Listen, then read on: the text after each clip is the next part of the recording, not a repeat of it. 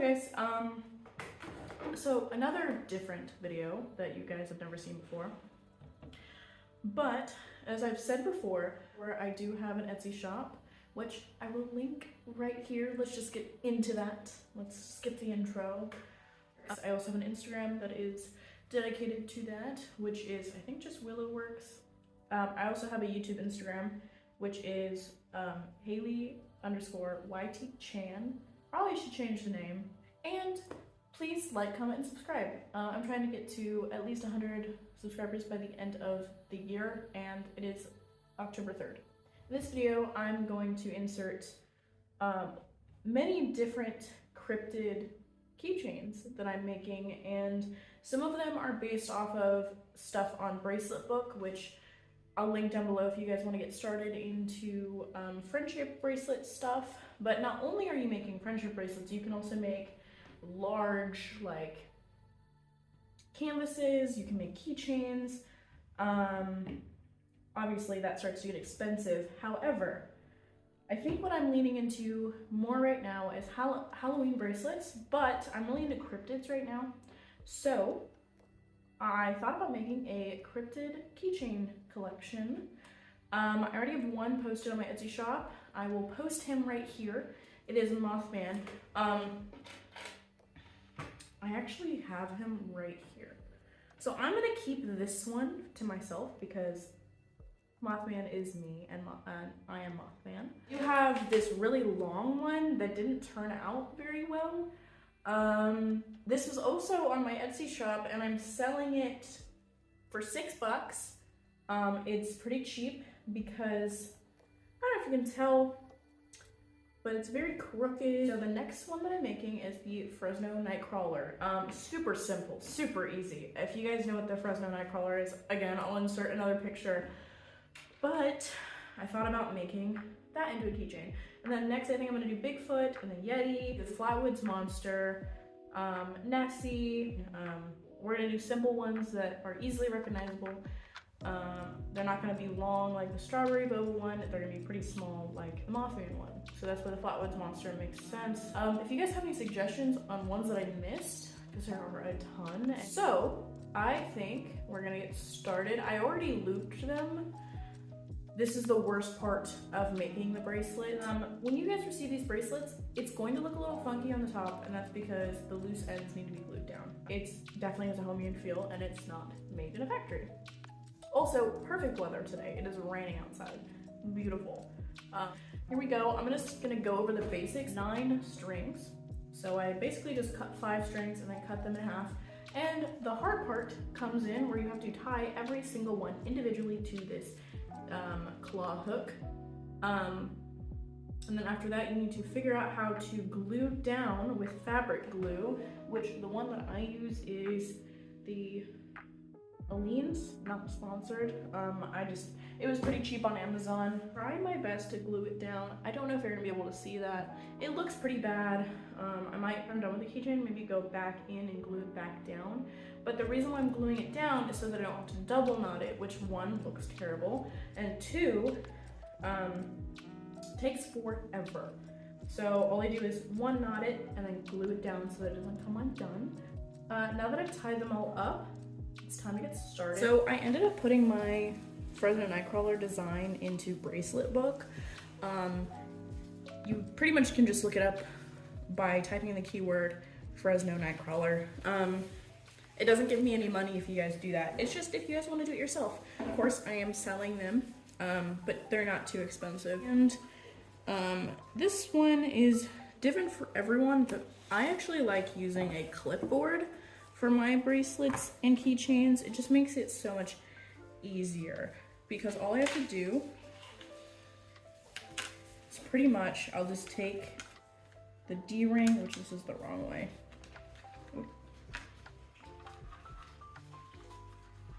Now, like I said,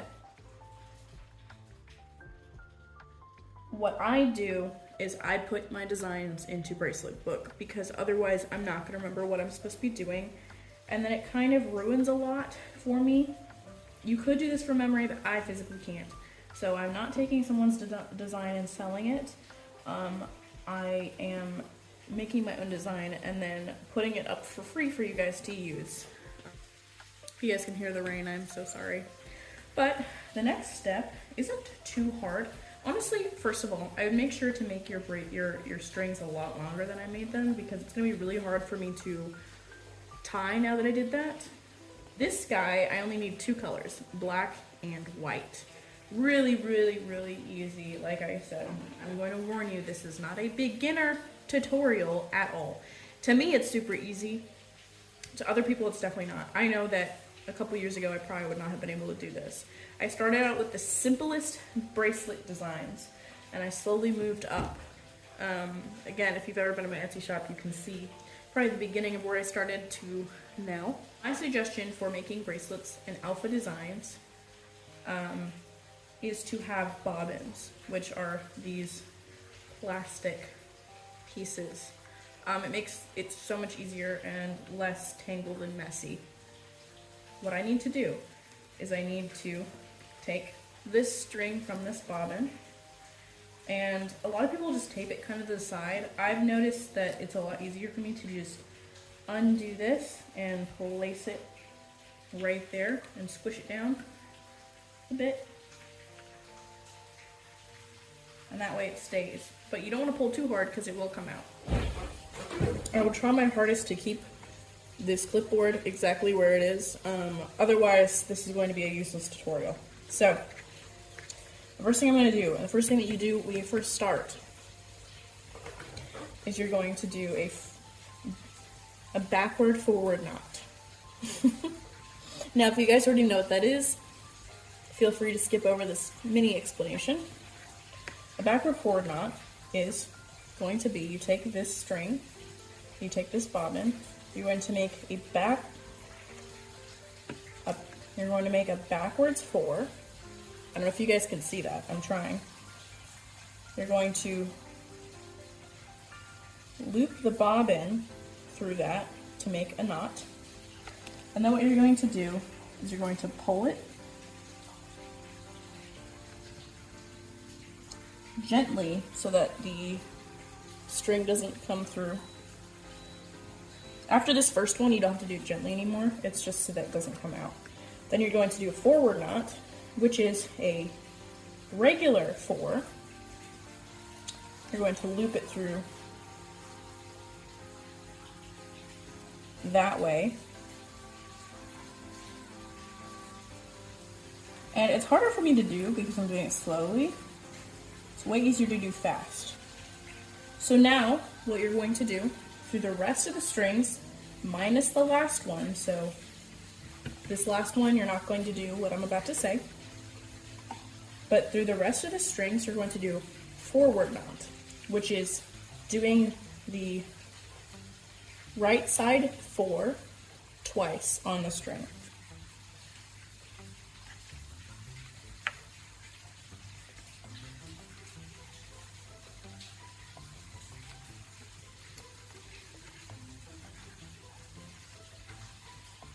Alright, so I'm going to do that on every single string.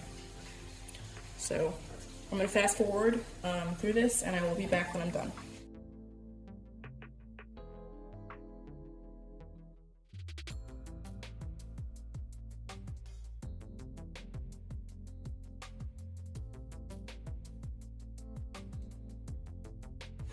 Okay, so you probably couldn't see much because I was leaning over it. And that's because I had a little bit of difficulty. It wasn't like going all the way up to the top because of the glue, but I think I figured it out. I think we're good. So now with the last string, we're going to do the opposite of the first string. So we're going to do a forward, but then we're going to do a backward, which is the backwards 4. And ta-da, you finish the first row. Now that we're finished with the first row, we're going to move on to the second row, which now includes this bobbin right here. So we're going to do the same thing that we did with the black one, where we're going to pretty much open this up, stick that in there, and that's all you need to do. Once again, we're going to do a forward backward knot on this one.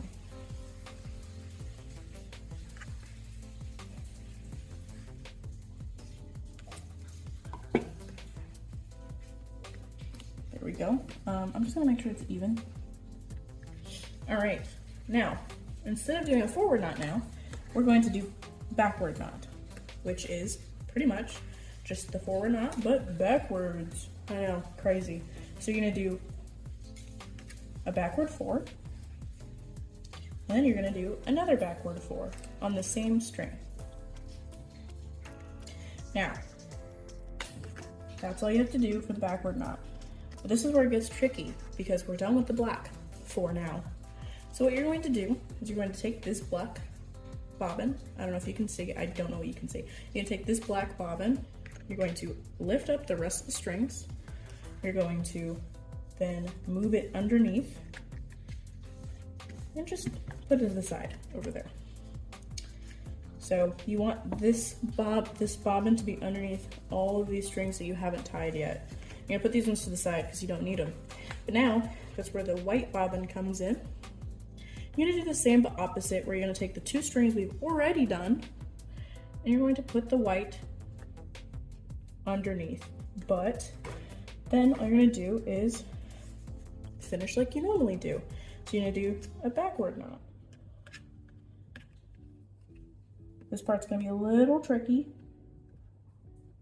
See, that's what I'm talking about. Okay, it's gonna be a little tricky to do. Once you have it, and you're totally good the rest of the bracelet pretty much until you have to cut it, or for some reason the string breaks and you have to redo this entire process over again. So I did it right. I'm going to do this multiple times until I'm not. So I will see you again when I fast forward it.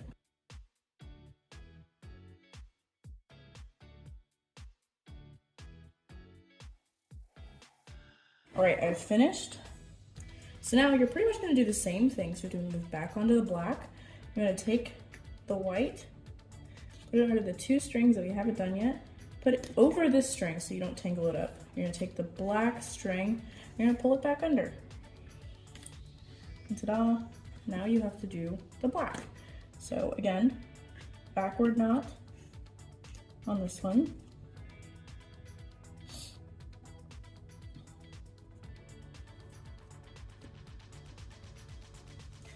And then we're going to do a backward,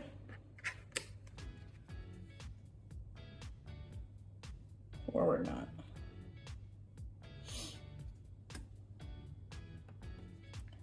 All right, cool. So now that you've seen the first couple steps, you're pretty much just going to do this the entire way down. I'm gonna fast forward this entire keychain, and I'll see you at the end, guys.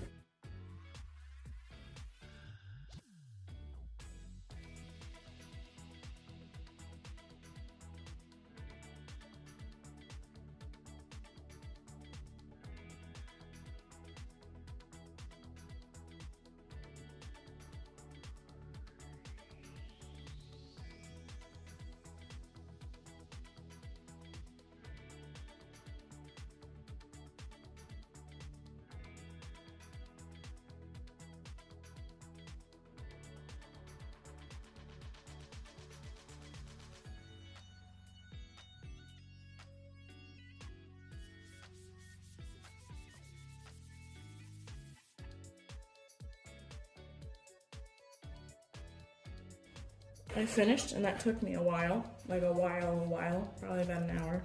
Yeah, these take forever, and I'm doing it at pretty fast speed too. So, finally finished this. Let me turn this off. So, first thing we're gonna do, we're gonna cut the white string off. Don't worry, it'll stay intact. And we're gonna do, and this is optional. You could probably just keep it like this, just cut the strings. Or we just tie the strings in a knot and you're good. But I have a method. My back hurts, so I'm glad that this is almost done. We're gonna continue doing knots. We're gonna do it in a different way. So now that I've finished, I'm gonna take 2 strings And do the same thing. We're just gonna do a forward, backward knot. And then we're just gonna do a backward knot all the way back down like we've been doing.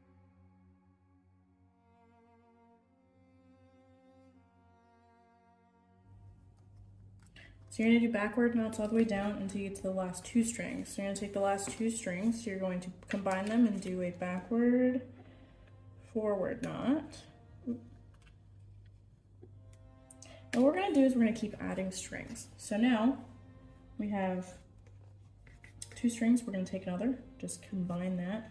We're gonna do another backward, forward knot. Then we're just gonna do a bunch of forward knots. All right, now we're gonna do the same thing. We're gonna take the last string and combine it with the last 2. So we're gonna have a combination of 3, and you're gonna do a forward, backward knot.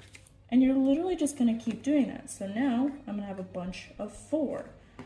Backward, or forward, backward knot. And then on these 4, we're gonna do, wait, right? 1, 2, 3, yeah. On these 4, I'm gonna do a backward, forward knot. It's uneven. I'm pretty much just going to take these bunches and just put it all together. Just take all of the strings, bunch it together. I'm gonna do a forward,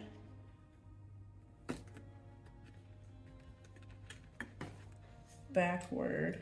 And you can do a forward, forward, you can do a backward, backward, but I feel like for these keychains, specifically a backward, forward works the best. I'm actually gonna do 3 backward, forward knots. Super tight. You're gonna take your scissors and cut as close to the string as possible, and then it's way longer than this. So I'm actually going to cut about here, all the way across. But you could do pretty much anything. You could tie it, you can make individual ties on the end. But the cool thing about doing this is that once they start to fray, it'll look even cooler, in my opinion. All right, so now as you can see, there are some strings sticking out everywhere.